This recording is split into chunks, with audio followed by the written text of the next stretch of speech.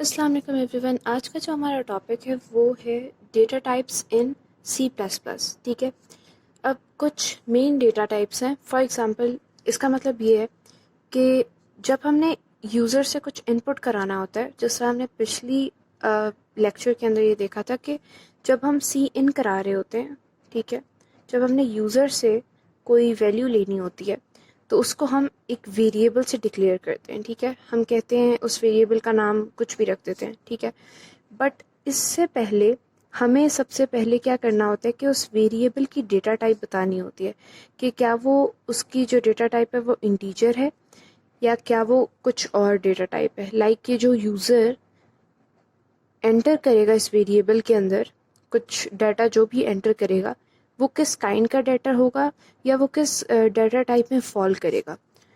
तो data type से मुराद ये। अब बेसिकली हमारे पास कुछ मेन डेटा टाइप्स हैं। For example integer, float, double, character और वॉइड। ठीक है, अब इंटीजर जो है इसको प्रोग्रामिंग में जब आप कोड में लिख रहे होते हैं तो हम उसको इससे डिनोट करते हैं INT। ठीक है, ये बिल्ट इन फंक्शन है और जो कंपाइलर है वो इसको पहचानता है कि INT का क्या मतलब है।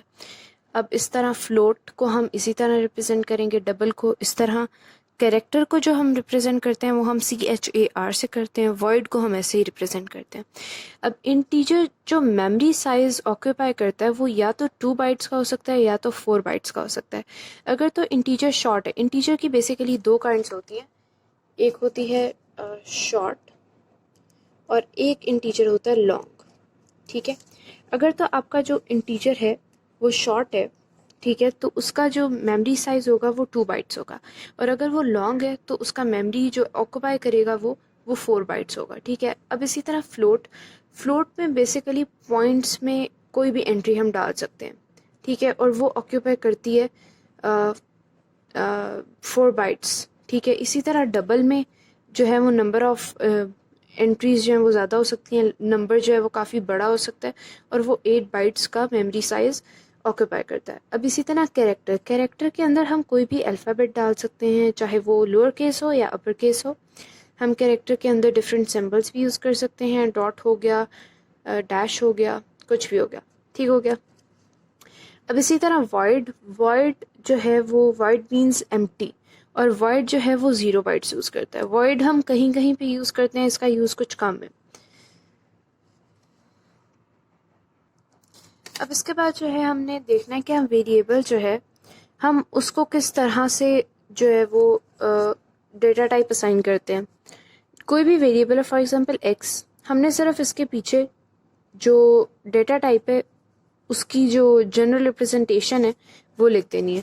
अब हमें पता है कि C++ में कंपाइलर इन सब चीज़ों को पहचानता है। ये जिस तरह कैरेक्टर है उसकी शॉर्ट फॉर्म कैर लिखेंगे तो वो समझेगा इसको। इसी तरह आप लिख सकते हैं कैर वाई। अभी जो वेरिएबल के नेम होते हैं, वेरिएबल का आप कोई नाम भी रख सकते हैं। ठीक है, फॉर एग्जांपल आप XYZ भी रख सकते हैं। ठीक है, या आप XY और _Z भी रख सकते हैं। आप कोई भी नाम रख सकते हैं और बीच में आप कुछ और यूज़ नहीं करेंगे, आप सिर्फ अंडरस्कोर यूज़ कर सकते हैं। फॉर एग्जांपल आप वेरिएबल का नाम X_Y नहीं रख सकते, आपको अंडरस्कोर देना पड़ेगा। विदाउट स्पेस होते हैं वेरिएबल के नेम। इसी तरह अब कैरेक्टर को आपने डिक्लेयर कर दिया, कोई भी नाम आप कोई भी रख सकते हैं, सिर्फ आपने ये ध्यान रखना है कि बीच में स्पेस ना हो, अंडरस्कोर आपने डालना है। और दूसरा ये ध्यान रखना है कि कोई प्री डिफाइंड फंक्शन ना हो। लाइक फॉर एग्जांपल आप इंट, आपको कोई वेरिएबल डिक्लेयर करना है और आप लिख रहे हैं इंट कैर। ठीक है, तो ये कंपाइलर को समझ नहीं आएगी, बिकॉज उसके मुताबिक कैरेक्टर भी एक डेटा टाइप है जो कि 1 बाइट का साइज ऑक्यूपाई करता है और इंटीजर भी एक डेटा टाइप है। ठीक है, उसके मुताबिक ये 2 डिफरेंट डेटा टाइप्स हैं, वो इसको एज अ वेरिएबल कंसिडर नहीं करेगा। तो आपने कोई ऐसा वर्ड नहीं लिखना जो कि पहले से ही कंपाइलर में प्री डिफाइंड हो। तो आज की हमारी क्लास बस इतनी ही थी। आई होप आप लोगों को अच्छी लगी होगी वीडियो। अगर अच्छी लगी तो इसको लाइक करें और मेरे चैनल को सब्सक्राइब करें। Thank you.